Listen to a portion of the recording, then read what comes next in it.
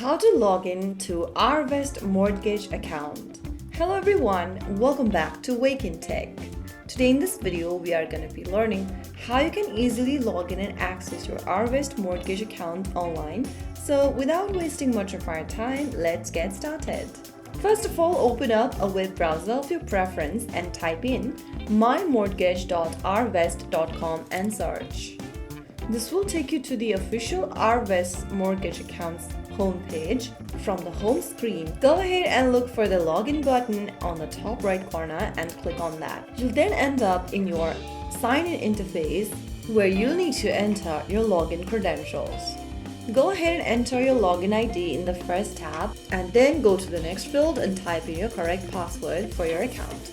If you don't remember your login ID and password, you can go to the bottom of the screen and click the Forgot Login ID and Forgot Password link respectively to find out your credentials. Finally, click on the login button and you'll then be able to sign in to your Arvest Mortgage account online in just a couple of steps.